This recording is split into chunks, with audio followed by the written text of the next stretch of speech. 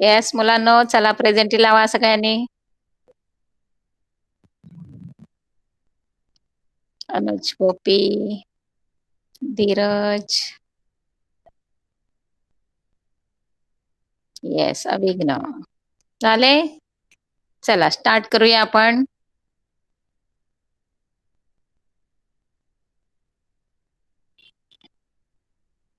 तर आपलं लेक्चर कुठे म्हणजे कुठपर्यंत आलो होतं आपण? लेसन नंबर 5 वर होतो हा मुलांनो. आणि त्याच्यामधल्या मला असं वाटतं तुमच्या एनर्जी आपले जनरेशनचे प्लांट असे 2 प्लांट मला असं वाटतं दोन दोन क्लिअर केलेत ना. येस, थर्मल पॉवर प्लांट आणि न्यूक्लिअर. अगदी सगळंच सगळं तुम्हाला डिटेल सांगितलेलं आहे. त्याचे म्हणजे डिसएडव्हान्टेज काय आहेत तेही क्लिअर झालेलं आहे. तर आजचा आपला नेक्स्ट आहे natural gas. Yes, power generation plant based on the energy of natural gas.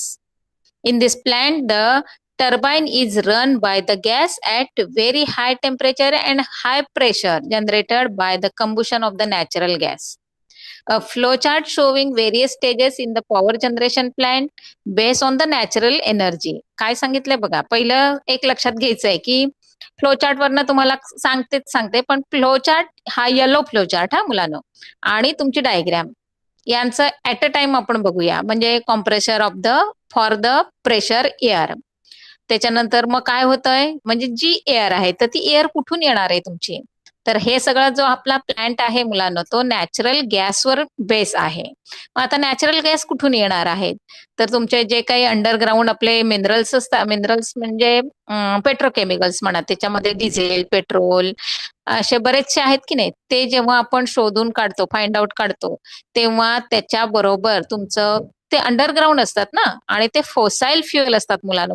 मुख्य म्हणजे कारण वर्षानुवर्ष ते सगळं असं थरावर थर साठून साठून ते तयार झालेले असतात. ऑफकोर्स त्याच्यामध्ये काय असणार आहे, सोबत त्याच्या नॅचरल गॅस असणार आहे. जेव्हा ते आपण म्हणजे काढतो तेव्हा त्याचबरोबर ते गॅसेस बाहेर पडत असतात, आणि मग त्या गॅसेसला म्हणजे हाय प्रेशर असतं. केव्हा होतं ऍक्च्युली ते त्याच्याशी रिलेटेड आहेत, त्याच्या सोबत असतात. पण जेव्हा कंब्युशन होतं, कंब्युशन म्हणजे त्याला आपण हे करतो म्हणजे जाळतो, थोडक्यात सांगायचं आहे. त्याच वेळेला काय ऍक्च्युली काय घडतंय बघा. आता हा जे फ्युएल सांगितले तुम्हाला, ते फ्युएल म्हणून आपण नॅचरल गॅस तिथे युज करणार आहोत. त्यामुळे पहिला डायग्राम मधला पहिला बॉक्स आहे तुमचा, ऍज अ फ्युएल म्हणून काय युज करतोय, तर इथे तुम्हाला नॅचरल गॅस दिलेला आहे. आता नॅचरल गॅस सोबत तुमचं म्हणजे जे काय असणार आहे ते मटेरियल काहीतरी असणार आहे ना. मग ते कसं असणार आहे, तर ते व्हेरी हाय प्रेशरने असणार आहे. आणि जेव्हा त्याचं ते कंब्युशन चेंबरमध्ये आपण कंब्युशन करतो म्हणजे ज्वलन घडून आणतो, ऑफकोर्स तिथे हाय प्रेशरने तुमची एअर पण क्रिएट होणार आहे आणि टेम्परेचर पण क्रिएट होणार आहे. क्लिअर? म्हणजे कंब्युशन चेंबरमध्ये तुमचं काय असणार आहे, हॉट एअर असणार आहे आणि हाय टेम्परेचर असणार आहे. क्लिअर सगळ्यांना? त्या डायग्राम मध्ये बघा. आता ते सगळं जे काही तयार होत असतं ते कुठे जातं, कसं होतं, तर गॅस टर्बाईन मध्ये जाते. क्लिअर सगळ्यांना? थर्ड बॉक्स बघा. आता हा गॅस टर्बाईन कुठे आहे तुमचा, खाली कंब्युशन चेंबरच्या साईडला दिसतोय. एरो पण क्लिअर आहेत बघा, एरोकडे लक्ष द्या. म्हणजे गॅस टर्बाईन मध्ये एवढ्या हाय प्रेशरनी हाय टेम्परेचरनी जेव्हा ती एअर जाते, त्यावेळेला ऑफकोर्स काय होणार आहे, टर्बाईन तुमचा आहे तो रोटेट होणार आहे. क्लिअर सगळ्यांना? मग ज्या वेळेला ते सगळं रोटेट होतंय, ऑफकोर्स प्रेशरमध्ये रोटेट होत असताना काय होणार आहे, इलेक्ट्रिसिटी जनरेट होणार आहे. ती कुठे होणार, जनरेटरमध्ये होणार. क्लिअर सगळ्यांना? म्हणजेच हा नॅचरल गॅस प्लांट जो आहे त्याची एकदम सिंपल डायग्राम आहे. ऍज अ फ्युएल म्हणून तुम्ही तिथे नॅचरल गॅस यूज करणार आहात. ते गॅसचं तुम्ही कंब्युशन चेंबरमध्ये कंब्युशन करणार आहात. ज्या वेळेला कंब्युशन होतं त्यावेळेला तिथे तयार होणारी एअर आणि तिथलं म्हणजे हीट, टेम्परेचर, याच्यामुळे तुमचं गॅस टर्बाईन फास्ट रोटेट होणार आहे आणि इलेक्ट्रिसिटी जनरेट होणार आहे. क्लिअर? एकदम सिंपल मेथड आहे ती. क्लिअर? आता एक्सप्लेनेशन बघा. ते काय सांगितलंय त्याच्यामध्ये, there are 3 main sections in type of the plant. Pressurize air is introduced in to the combustion chamber. आता फक्त बॉक्स बघायचे आहेत म्हणजे तुम्हाला लगेच लक्षात येईल की 3 स्टेप्स मध्ये होत आहेत. मग 3 स्टेप्स कोणत्या, तर आता पहिल्यांदा डायग्राम मध्ये सांगते तुम्हाला. पहिलं फ्युएल कंब्युशन चेंबर. आणि हा तुमचा ग्रे कलरचा जो काही दाखवलाय ना एक चेंबर, तो हा झाला तुमचा फर्स्ट चेंबर. सेकंड काय होतंय, गॅस टर्बाईन होतं. तिथे emission of gas, hot gases म्हणजेच गॅस टर्बाईन मध्ये तुमचे हॉट गॅसेस बाहेर पडत आहेत आणि त्याच वेळेला काय होतंय, टर्बाईन रोटेट होतं. हे झालं सेकंड. आणि थर्ड काय होणार आहे, तर जनरेटरमध्ये तुमची इलेक्ट्रिसिटी जनरेट होणार आणि पुढे ती यूज केली जाणार किंवा सप्लाय केली जाणार. असे तुमचे 3 पार्ट असणार आहेत. क्लिअर सगळ्यांना? हां. There are three main sections in this type of the plant. Pressurized air is introduced into the combustion chamber using the compressor. In the combustion chamber, the natural gas burns in presence of the air. आता एक लक्षात ठेवायचं, in presence of air म्हणजे काय? तर तुमची प्रत्येक गोष्ट जेव्हा तुम्ही बर्न करता, तेव्हा त्याला तुमचं ऑक्सिजन एअरमधलं मेन आहे ना, जे ऑक्सिजन तुमचं ज्वलनाला मदत करतं आणि हायड्रोजन असतं ते ज्वलनाला म्हणजे स्वतः पेटतं. त्यामुळे लक्षात ठेवायचं आहे, की एअरमध्ये जे काही आपलं ऑक्सिजनचं मात्रा आहे किंवा क्वांटिटी आहे, ती आपल्याला सगळ्या वस्तू बर्न करण्यासाठी यूज करतात. म्हणजे अगदीच तुमचं शेकोटी असेल किंवा कॅन्डल असेल, बघा तुम्ही म्हणजे कॅन्डलचा आता तुम्ही फुंकर घालून विझवता तो वेगळा गोष्ट आहे. पण जेव्हा शेकोटी असते, तेव्हा त्या शेकोटीला विझत असेल, तर तुम्ही फुंकर घालता बघा. हां, याचा अर्थ काय करता तुम्ही ऑक्सिजन सप्लाय करता. कळतंय? हां, म्हणजेच इन प्रेझेन्स ऑफ एअर म्हणजे in presence of oxygen. Clear सगळ्यांना? The gas at very high temperature and pressure generated in this chamber runs the turbine. म्हणजेच काय झालं? हाय प्रेशरमध्ये जर तुमचं डेव्हलप होत असेल म्हणजे एअर व्हेरी हॉट एअर असेल आणि ऑफकोर्स प्रेशर डेव्हलप होत असेल, तर चेंबर काय होणार आहे तुमचा? टर्बाईनला रोटेट करणार आहे. The turbine then drives the generator to produce electricity. इतकं सिंपल मेथडनी तुमचं हे नॅचरल गॅसवर बेस जी काही तुमची जनरेशन ऑफ द इलेक्ट्रिसिटी आहे, ते खूप सिंपल मेथड आहे. आता कोणत्या याच्यामध्ये कोणती एनर्जी स्टोअर केलेली असते, म्हणजे थोडक्यात transformation of the energy form हे तुम्हाला माहिती असणं गरजेचं आहे आणि त्यासाठी हा आपला एक दुसरा सेकंड फ्लो चार्ट आहे. Chemical energy in the natural gas. Of course त्या जे काही आपले नॅचरल गॅसेस आहेत त्यांच्यामध्ये स्टोअर एनर्जी आहे ती कोणती आहे? Chemical energy. जेव्हा ती कंब्युशन मधनं पास केली जाते, टर्बाईन मध्ये सोडली जाते, of course that energy converts into kinetic energy.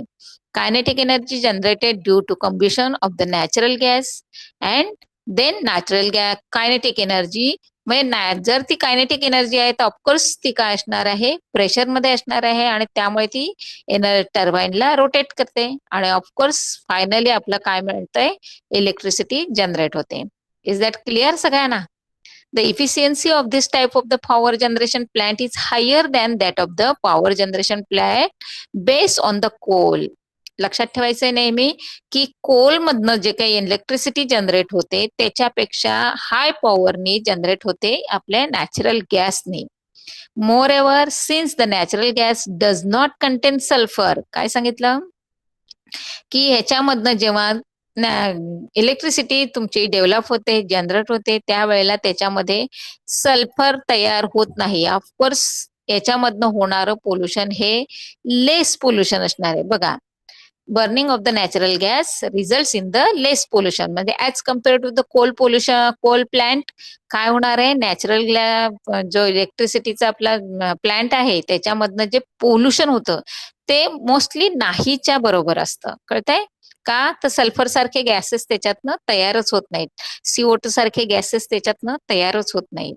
The schematic power plant based on the natural gas is given in this figure. Clear सगळ्यांना? फिगर आता सगळ्यांना समजलेली आहे. बरं, मला एकदा सांगा, काही डाऊट्स आहेत कोणाला मुलांनो? क्लिअर आहे? आवाज क्लिअर आहे? प्लॅन्ट क्लिअर झाला सगळ्यांना? येस? बाकी दोघे जण कुठे गायब आहेत? बोला.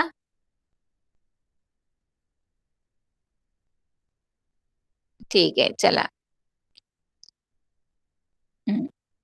नेक्स्ट आहे electric energy generation of the environment. आता एक याच्यामध्ये जे क्रॉस आहेत मार्क्स मुलांना, ते क्रॉस मार्क तुम्हाला यंदाही नाही, कारण तुमचा रिड्यूस सिलेबस आहे तो 25% आहे. तर लास्ट इयरला ज्याला म्हणजे कॅन्सल केलेलं होतं ते यंदाही तुमचं कॅन्सल असणार आहे. त्यामुळे आता हे तुम्ही लक्षात ठेवायची किंवा वाचायची तशी काही गरज नाहीये. ठीक आहे. आता हे सगळे क्रॉस मार्क आहेत की नाही, हे तुम्हाला कुठेही विचारले जाणार नाहीत. त्यामुळे थोडासा जो रिड्यूस पार्ट आहे त्याच्याकडे तुम्ही थोडंसं नाही बघितलं तरी चालेल.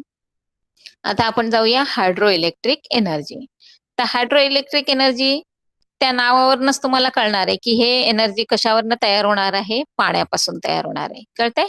Kinetic energy in the flowing water और the potential energy in the water reservoir is conventional source of the energy. म्हणजे काय, एकतर वाहतं पाणी असणं ज्याला फोर्स असतो, ज्याच्याकडे कायनेटिक एनर्जी असते नॅचरली, नसेल तर दुसरा काय आहे, जे आपलं डॅम मध्ये साठवलेलं पाणी आहे की नाही त्याला स्टोअर वॉटर म्हणायचं किंवा स्टोअर रिझर्व्हायर म्हणायचं. मग त्याच्यामध्ये जी एनर्जी असते, जी स्टोअर असते, त्याला पोटेन्शियल एनर्जी म्हणायचं. In the hydro electric power plant the potential energy in the water store is dam is converted into kinetic energy of the water.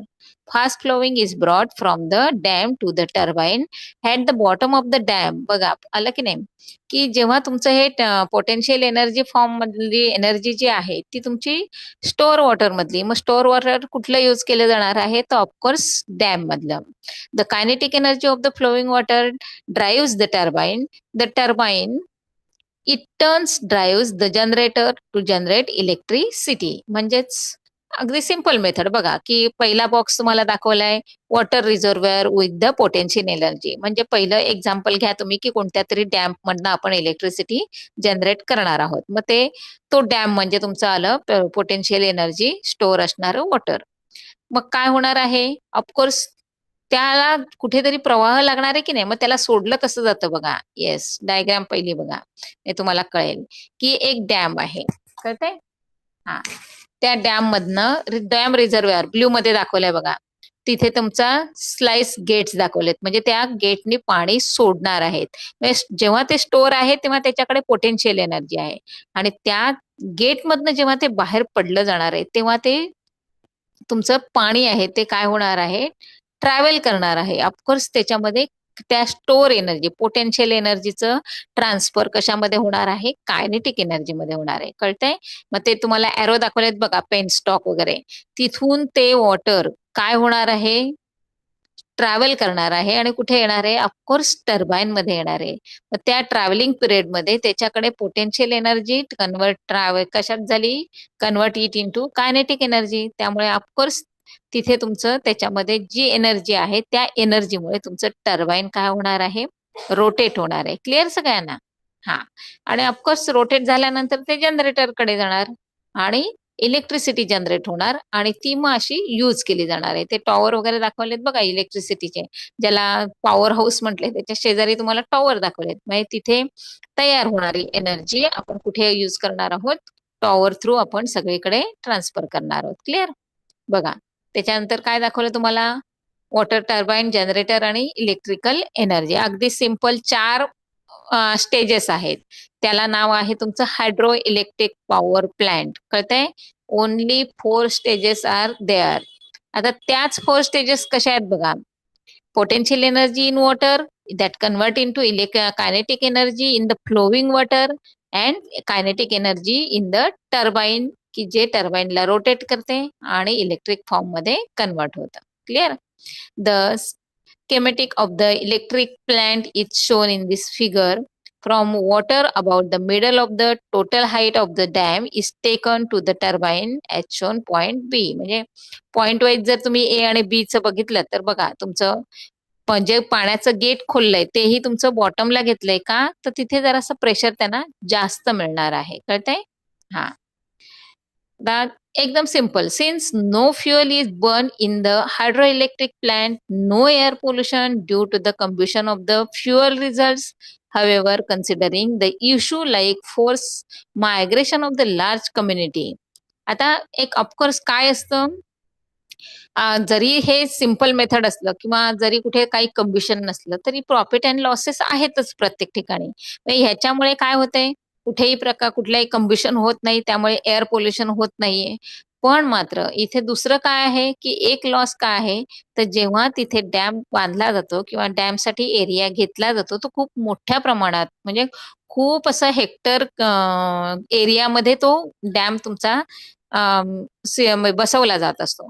मग त्यासाठी लागणारी जी काही लँड आहे, ती एकतर तुमची फार्मिंगमध्ये यूज करणारी लँड असणार आहे. नसेलपेक्षा एखादं गाव असतं, खेडेगाव तिथलं असतं. नसेलपेक्षा एखादा फॉरेस्ट एरिया आहे. कारण जिथे रिव्हर्स आहेत, तिथल्याच ते सगळं घेतलं जाणार आहे की नाही? म्हणजेच लक्षात ठेवा, जेव्हा हे सगळं डॅमची प्रोसिजर होत असते, तेव्हा त्या एरियामधल्या जे गाव असेल, तर तिथल्या पीपलला मायग्रेशन करावं लागतं. फॉरेस्ट असेल, तर ऑफकोर्स तिथलं जंगल थोडंसं नष्ट होतं. जमीन असेल, फार्मिंग एरिया असेल, तर ऑफकोर्स तिथली सगळी जी काही शेती आहे, ती सगळी यूज केली जाते. म्हणजे ती अंडरग्राउंड वॉटर जाते की नाही? हां, मग हा त्याच्यातला लॉस झाला. बघा काय सांगितलं. However considering issue like force migration of the large community, submerging the forest and fertile land, adverse effect on the living creature in the river, it has always been point of the debate whether the hydroelectricity is environment friendly or not. What you what is your opinion about it? आता simple आहे. जे ह्या hydro electric power प्लांटमध्ये कुठल्याही प्रकारचं pollution होत नाही. त्यामुळे ऑफकोर्स हिला इको फ्रेंडली पॉवर प्लांट म्हणायचं असतं. क्लिअर? आणि ह्याच्यावर तुम्हाला 100% क्वेश्चन विचारला जातो. Advantage of the hydro electric power generation. आता याचे ॲडव्हांटेज काय सांगितलं बघा. Since no fuel is you burn in the hydro electric power generation, there is no pollution resulting from the combustion of the fuels. And if there is sufficient water storage in the dam, it is possible to generate electricity as and when necessary. And although the water reservoir is used for the power generation, it can be replenished during the rainy season, leading the uninterpreted power generation. एक अगदी possible किंवा ज्याला आपण advantage म्हणतो, ते तुम्हाला 3 अगदी सहज लक्षात राहण्यासारखे आहेत, की पहिला कुठल्याही प्रकारचं पोल्युशन नाहीये. दुसरं सांगितलंय, की सफिशियंट स्टोअर वॉटर तर आपल्याकडे असतंच आणि त्याचं एक मेन रिझन आहे, की दरवर्षी आपल्याकडे पाऊस खूप मोठ्या प्रमाणात पडतोय आणि आपण डॅममध्ये ते सगळं स्टोअर करू शकतोय. आता पुन्हा काय सांगितलंय, problems associated with the hydro electric plant. The backwater, due to the storage of the water in dam, may submerge villagers or towns in that area. म्हणजेच मायग्रेशन करावं लागतं, शिफ्टिंग करावं लागतं. कारण का गावाच्या शेजारी किंवा गावातला एरिया जर घेतला असेल, तर त्या लोकांना तिथून ट्रान्सफर केलं जातं, त्यांचं मायग्रेशन केलं जातं. This leads to the problem of the rehabilitation of the displacement population. आता सपोज तुम्हालाच बघा, एक तुम्ही कुठेतरी छानसं गावात घर आहे आणि तुम्हाला तिथून जायचं आहे. तर काय केलं जातं? ऑफकोर्स गावाला उठवलं जातं. म्हणजे त्याला जर मायग्रेशन करून गव्हर्नमेंट त्यांना राहायला देतं, पण त्यांची शेती देणार आहे का?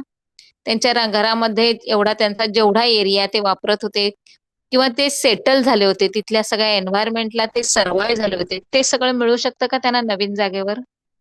नाही मिळू शकत. म्हणजेच फक्त त्यांची गव्हर्नमेंट राहण्याची व्यवस्था करतो. पण त्यांना बरेचसे जे त्यांचे इंटरनल प्रॉब्लेम आहेत, ते मात्र सॉल्व्ह होत नाही. त्यामुळे काय होतंय, थोडंसं पब्लिक निराश झालेलं असतं. मोreover, this can also be submerged forest as well as the fertile land. The obstruction of the flow of the river water may have adverse effect on the living world in the river. आता next point काय सांगितलं त्याने, की जर एखादा river असेल आणि ती त्या एरियातनं पास होत असेल, तर ऑफकोर्स त्याचं जे काही डायरेक्शन आहे ती अडवली जाते ना, तिथे त्याला स्टॉप केलं जातं की नाही. मग ती जर रिव्हर कंटिन्युअस फ्लो करत जर समुद्रापर्यंत जात असेल, तर ती जाताना बऱ्याचशा गावांना, बऱ्याचशा छोटे विलेजेस असू देत, टाउन्स असू देत किंवा अजून छोटे-छोटे म्हणजे काय असतील एरिया असेल, तर तेवढा सगळा ती काय करत असते माहितीये का? ती ग्रीन करत असते, सगळा डेव्हलप करत असते. एकतर फॉरेस्ट किंवा त्याच्यावर ॲग्रीकल्चर चालत असतं. बऱ्याचशा लोकांचं त्या पाण्यावर म्हणजे इकॉनॉमिकली जे काही त्यांचे प्रॉडक्ट घेतले जात असतात, भाजीपाला, शेती करणे हे सगळे बंद होतात मुलांनो. अजून एक आहे, की त्याच्यामध्ये जे राहणारे प्राणी असतात, तेही म्हणजे ते हे होतात ना, की जे डिपेंड आहेत थोडक्यात, ते सगळे स्टॉप होते. म्हणजे हा त्याचा सेकंड ड्रॉबॅक झाला. क्लिअर सगळ्यांना? नेक्स्ट बघा. नेक्स्ट काय आहे? The kinetic energy in the wind. Wind energy आली का? येस. हा, ठीक आहे. आता हे विंड एनर्जीशी रिलेटेड. आता हा जो तुम्हाला दाखवलाय बघा, कोयना डॅम. आता हे जर असं लक्षात ठेवायचं असतं, पण आता तुम्हाला ते विचारणार नाहीत. पण कुठला डॅम कोणत्या सिटीमध्ये आहे हे तुम्हाला विचारलं जायचं. 1 मार्कासाठी किंवा फिलअपसाठी, एमसीक्यू साठी हे क्वेश्चन तुम्हाला विचारले जायचे. तर अगदीच इंटरेस्टेड किंवा ऍज अ नॉलेज म्हणून तुम्ही ते लक्षात ठेवलं तरी काही हरकत नाहीये. आता नेक्स्ट आपला असणार आहे तो stages in the electric generator using the wind energy. म्हणजे आता हायड्रो इलेक्ट्रिक पॉवर प्लांट झाला, नॅचरल गॅस पॉवर प्लांट झाला. आता तिसरा आहे तो पुन्हा असणार आहे तुमचा विंड एनर्जी. लक्षात ठेवायचं आहे, नॅचरल गॅस आणि विंड एनर्जी वेगवेगळे आहेत. कळतंय? विंड एनर्जी हा तुमचा कम्प्लीट तुमचा फ्लो ऑफ एनर्जी एअर आहे की नाही त्याच्याशी रिलेटेड आहे. तर त्याच्यामध्ये काय काय असतं ते बघा. The kinetic energy in wind has been used since long for the lifting of water, for driving flour mill. The wind energy can also be used for the electricity generation.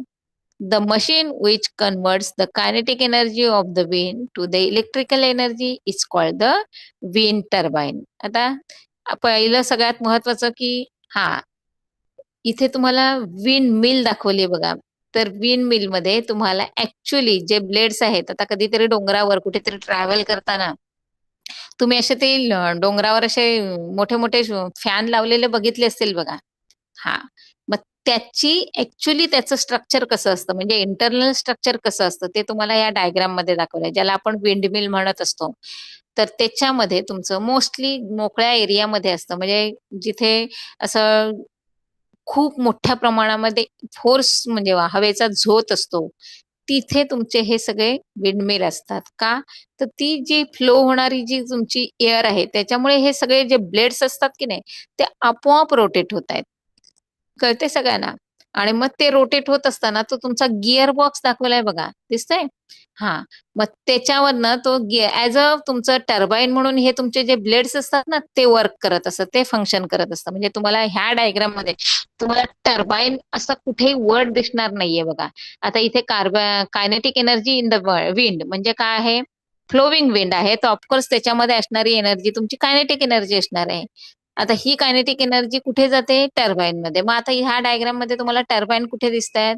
कुठेच दिसत नाहीये. कारण तुमचा जो गिअर बॉक्स आहे की नाही, त्याच्या लेफ्ट साइडला जे तुम्हाला 2 एरो दाखवलेत आणि ज्याला नाव दिलेलं आहे ब्लेड, ते तुमचं टर्बाईन म्हणून काम करत असतात. का?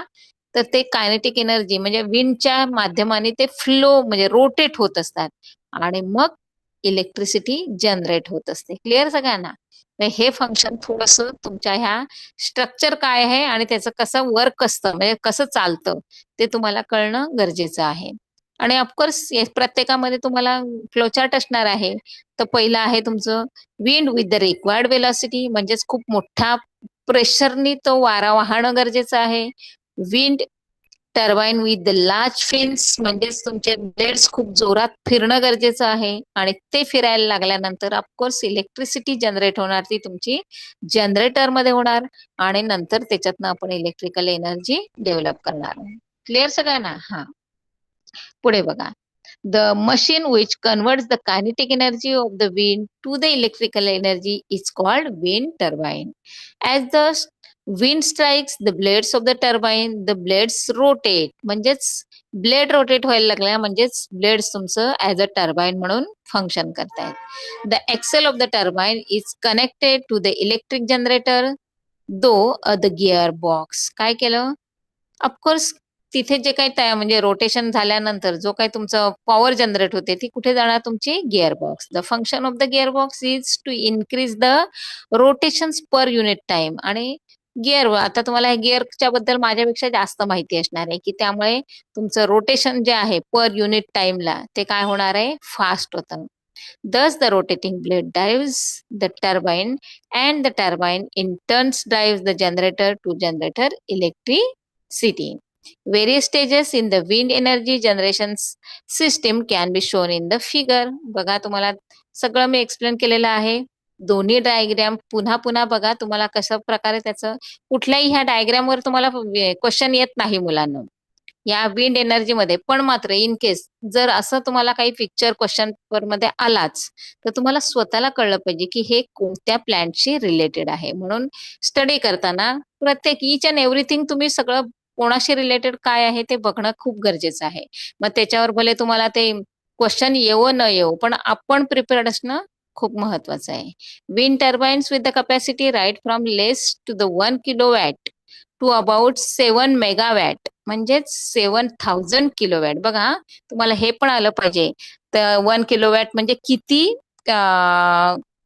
मेगावॅट हे तुम्हाला sorry 1 kilowatt to the about 7 megawatt, म्हणजे तुम्हाला मेगावॅटचं रूपांतर ट्रान्सफर तुम्हाला किलोवॅट मध्ये करायचं असेल तर किती लागतं हे तुम्हाला कळणं खूप गरजेचं आहे. कळतंय? Are commercially available depending on the wind velocity available at the site of the installation. Wind turbine with the specific capacity is selected. The wind velocity at the specific location depends on the many geographical factors. आता कुठे एक लक्षात ठेवायचं की जिथे मोकळा आहे, डोंगर म्हणजे हिली एरिया पण पाहिजे, पण मोकळं पण पाहिजे, की तुम्हाला वाऱ्याचा फ्लो मिळाला पाहिजे. अशा एरियामध्येच तुम्ही हे प्लॅन करू शकताय. ओके, तिथे पण काही टर्म्स अँड कंडिशन्स असतात. Wind velocity is usually high on sea shores and that environment is appropriate for the installation of the wind turbine. Wind energy is the clean energy source, कारण का कुठल्याही प्रकारचं pollution नाही आणि सगळ्यात महत्वाचं natural source as a fuel म्हणून म्हणजे त्याचं मटेरियल म्हणून आपण काय करतोय तर नॅचरल सोर्स विंड आपण यूज करतोय. त्यामुळे तो एकतर कमी खर्चात होणारा आणि नॅचरल सोर्स मध्ये तयार होणारा, कुठल्याही प्रकारचं पोल्युशन न करणारा हा आपला एनर्जी प्लांट असतो. However, the wind velocity necessary for wind energy generation is not available everywhere. फक्त आहे काय की सगळीकडे तो अवेलेबल नाहीये. एक ठराविक त्यांचे ठिकाणं असतात, तिथेच तो होऊ शकतोय. बघा, आता जास्त हाईट वर असेल तर मोठ्या प्रमाणामध्ये इलेक्ट्रिसिटी जनरेट होऊ शकते. Electric energy generation using solar energy. बरं, कोणाला काही डाऊट्स आहेत का मुलांनो? एकदा क्लिअर करा. क्लिअर सगळ्यांना? येस, ठीक आहे. चला, याच लेसन मधला हा तुमचा लास्ट टॉपिक आहे मुलांनो. हा टॉपिक झाल्यानंतर मग तुमचा हा आज लेसन तुमचा क्लिअर संपेल. क्लिअर? बराचसा जो काही सोलर एनर्जीवर आहे तो तुम्हाला सिलेबस मध्येच नाहीये.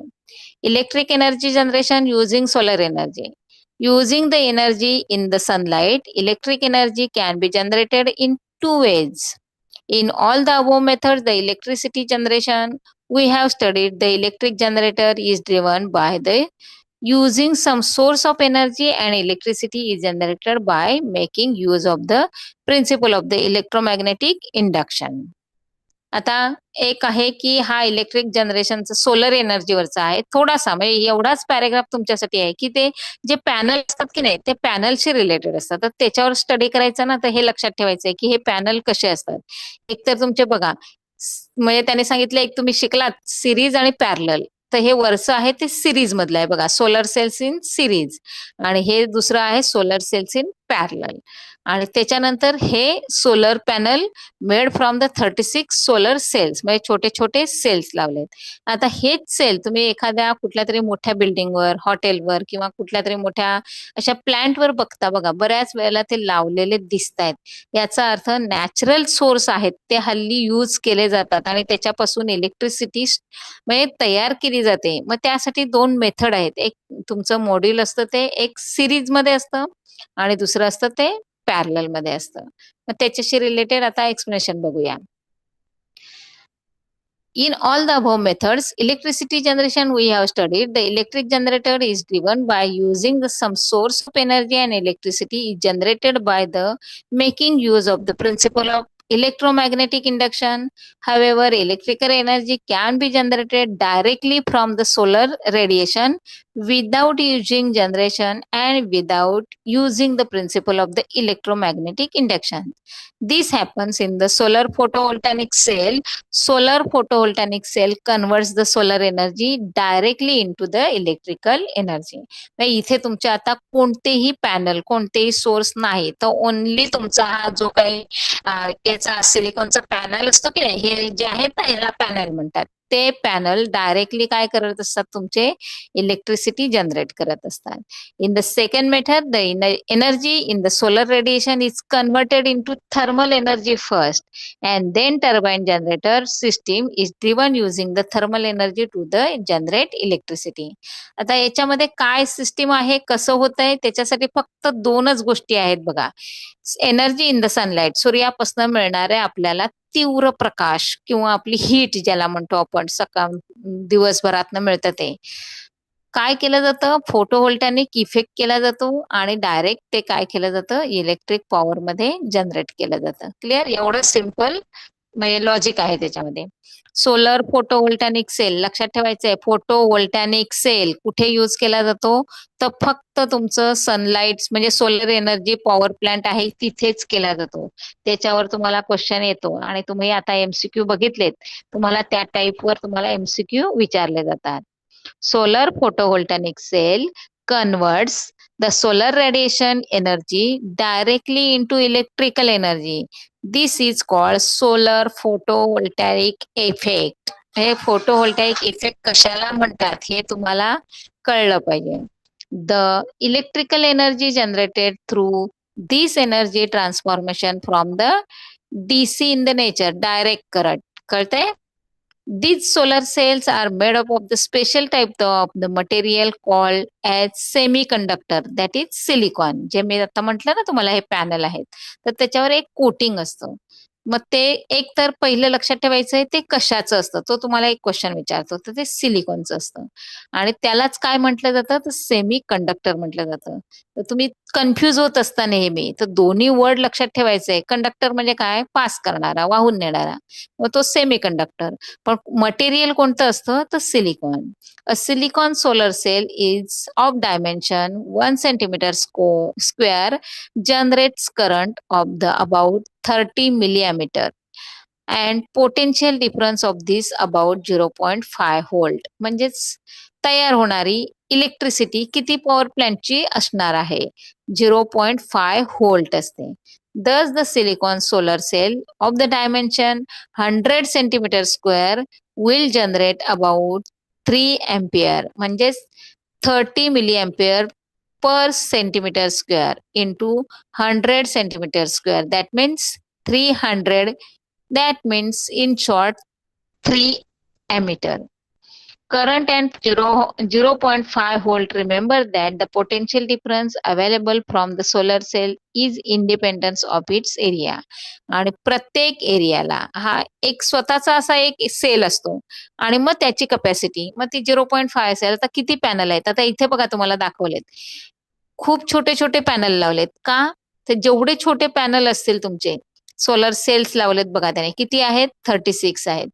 जेवढे तुमचे पॅनल आहेत जेवढे तुमचे सेल आहेत तेवढं तुमचं इलेक्ट्रिसिटी जनरेटचा जो काही स्कोअर आहे ना तो हाय असतो. क्लिअर सगळ्यांना तेवढ्यासाठीच त्यांनी ते दिलेलं आहे तुम्हाला की किती मिलीमीटर मध्ये ते तयार होत असतं आणि कशा प्रकारे त्यांची रचना असावी लागते.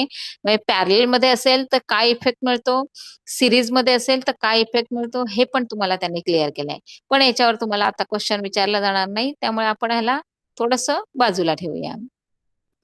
The power available from the solar cell is DC, direct current. So, in the applications which need DC power, that is electric lights based on the light emitting diodes, the energy can be directly used. However, since the energy from the solar cell is available only in presence of the sunlight, कारण का सूर्याच्या उष्णतेवर सूर्याच्या लाईटवर जर ते चालत असेल तर ते दिवसाच होणार आहे कळतंय. The energy that be stored in the batteries for use at the later म्हणजे दिवसा हे काय करतं सगळं ऍब्सॉर्ब करतं सगळं ते स्टोअर करतं आणि रात्री आपण ते एक ॲज अ म्हणजे तुमचे स्ट्रीट लाईट वगैरे असतात बघा, तिथे बऱ्याच वेळेला जर तुम्ही ऑब्झर्व्ह केलं तर ते छोटे-छोटे पॅनल बसवलेले असतात आणि त्याच्यावर मग ते सगळं म्हणजे त्याला सोलर पॅनलच म्हणत असतात. म्हणजे दिवसा ते काय करतं, येणारं जे काही आपलं सनलाईट पासून मिळणारी जी काही हीट आहे ती ॲब्सॉर्ब करतं आणि रात्री आपल्याला ते लाईटमध्ये कन्व्हर्ट करून प्रकाश देत असतं. However, most of the equipment in the domestic as well as industrial use run on the AC power plant म्हणजे alternate current. In such a case, the DC solar power must be converted into AC power using electric device called as the inverter. आता बघा, की जेव्हा आपण solar एनर्जीचे जे plant वापरतो किंवा त्याच्यापासून जी एनर्जी मिळवतो ती तुमची डायरेक्ट असते म्हणजे डायरेक्ट करंट. पण तुमच्या सोलर सेलपासून मिळणारी आहे, त्याला आपण अल्टरनेटमध्ये कन्व्हर्ट करू शकतो. मग आता अल्टरनेटमध्ये कन्व्हर्ट करायचं याचा अर्थ काय होतं? इलेक्ट्रॉनिक जे डिव्हाइस आहेत की नाही, ते यूज करायचे. मग ते काय असतात? तेच डिव्हाइस म्हणजे आपण त्याला इन्व्हर्टर म्हणत असतो. क्लिअर सगळ्यांना? अगदी छोटंसं म्हणजे तुम्हाला दिलेलं आहे बघा सोलर सेल, त्याला एक बॅटरी लावलेली आहे. त्याचं म्हणजे जी आपण इन्व्हर्टरची बॅटरी म्हणतो की नाही ती आणि त्याच्यातनं नंतर मग ते तुमचं डीसीचं एसीमध्ये कन्व्हर्ट झालं आणि मग तुमचे घरातले वर्किंगमधले इक्विपमेंट तुमचे चालू होत असतात. कशाप्रकारे ते पॅनल फंक्शन करतात, वर्क करतात ते तुम्हाला या लेफ्ट साइडच्या डायग्राममध्ये सांगितलंय बघा. एनर्जी फ्रॉम द लाईट म्हणजे सूर्यापासून मिळणारी. ती कुठे गेली? सोलर ॲरेवर. तो ॲरे शब्द लक्षात ठेवायचा आहे कारण तुम्हाला त्याच्यावर क्वेश्चन येतो. सोलर ॲरेवर गेलं आणि तिथून मग काय झालं? ती कन्व्हर्ट झाली आणि पुढे यूज केली गेली म्हणजे ती ॲज अ पॉवर ग्रिड म्हणून ती डायरेक्टली यूज केली जाते. We have seen many solar panels can be connected together to generate the whatever energy we need. म्हणजे तुम्ही अगदी घरगुती वापरत असाल तर छोटासा पॅनल वापरला तरी चालतो. जर तुम्ही असं म्हणजे मोठ्या हॉटेलला वगैरे असतात ना आपले मोठे-मोठे हॉटेल, तिकडे खूप रूम्स असतात. मग त्यांच्यासाठी तुम्हाला खूप मोठे असे सीरीजमध्ये पण लावावे लागतायत पॅनल्स. म्हणजे का? तर जेवढे पॅनल तुमचे जास्त, जेवढे सेल तुमचे जास्त, तेवढा तुमचं जे एनर्जी तयार करण्याचं, जनरेट करण्याचा स्पीड आहे तो काय असणार आहे? हाय असणार आहे. DC power generated from these panels is first converted into AC power. The transforms the voltage and the current level of the generator power and then it is fed into the electricity distribution network. आणि of course नंतर काय केलं जातं ते पाठवलं जातं किंवा use केलं जातं, सप्लाय केलं जातं. आता एक तुमची ही जी डायग्राम आहे ना, ह्याचा जे काही नाव दिलंय सोलर ॲरो ते लक्षात ठेवायचं आहे का? तर तो फोटोव्होल्टॅनिक पॉवर स्टेशन आहे आणि त्याच्यामध्ये तुमचे जे सीरीजमध्ये तुमचे पॅनल लावलेले आहेत बघा, ती जी सिस्टीम आहे त्याला नाव दिलेलं असतं solar array. This is the diagram of the solar photovoltaic power station.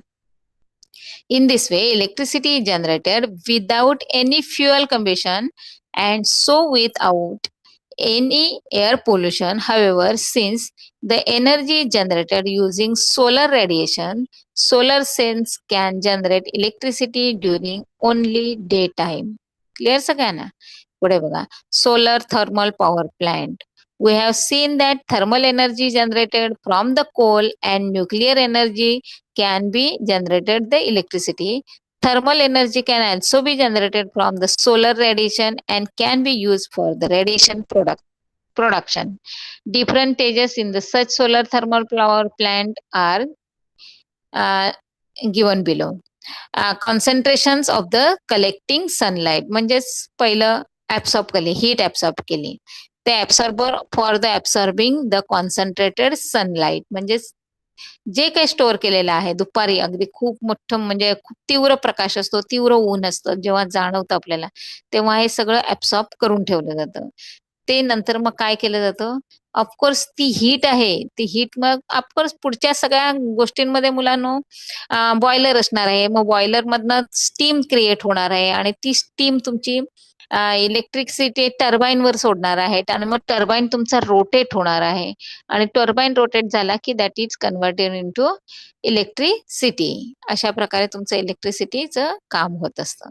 आता हा छोटासा एक पॉवर प्लांट दाखवलाय बघा, म्हणजे कशा प्रकारे मी जे काही तुम्हाला सांगितलं टर्बाईन स्टीम, तर हा तुमचा ऍक्च्युअली रिफ्लेक्टर कसे बसवले जातात बघा. म्हणजे जे काय आपण एखाद्या बिल्डिंगवर किंवा हॉटेलवर वगैरे बघतो की नाही, तर ते ऍरो पहिले बघा मुलांना. Flow of the hot water आहे. म्हणजे पाईपलाईनने तुम्हाला गरम पाणी मिळतंय, मग ते कसं मिळतं? आपल्याला फक्त नुसतं मिळतंय, पण ऍक्च्युली ते कसं स्ट्रक्चर कसं असतं त्याचं, इंटरनल काय आहे आणि मग आपल्याला कसं मिळतं, तर ते तुम्हाला डायग्राम मध्ये दाखवलंय की सूर्यापासून येणारी एनर्जी, सोलर एनर्जी. तुमचे जे दिलेले आहेत ते ऍब्सॉर्बर बघा, एक कसं प्लेटच्या याच्यात दाखवलेलं आहे आणि तिथेच तुमची पाईपलाईन आहे की कोल्ड वॉटर आणि त्यालाच ऑफकोर्स नंतर ते काय होणार आहे, गरम होणार आणि मग ते स्टीम मध्ये कन्वर्ट होणार आणि तिथेच तुमचे रिफ्लेक्टर बसवलेले आहेत.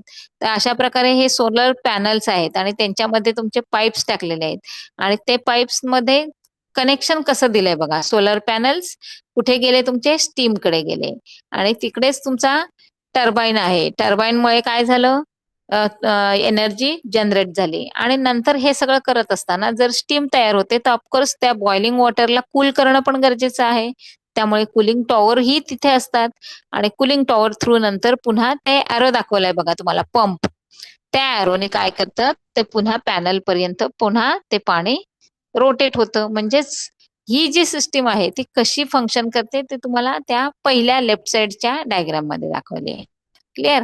इथपर्यंत आता आपलं संपलेलं आहे. काय कोणाला शंका आहे? बघूया. सगळं क्लिअर झालं मुलांनो? आतापर्यंत आपण खूप म्हणजे thermal power plant, nuclear power plant, नंतर नॅचरल गॅसवरचा आपला power plant, hydro electric power plant, त्यानंतर आता सोलर सिस्टीमवर चालणारा आपला पॉवर प्लांट, असे बरेच बघितलेत आपण आणि सगळेच्या सगळे तुमचे इम्पॉर्टंट आहेत. क्लिअर सगळ्यांना?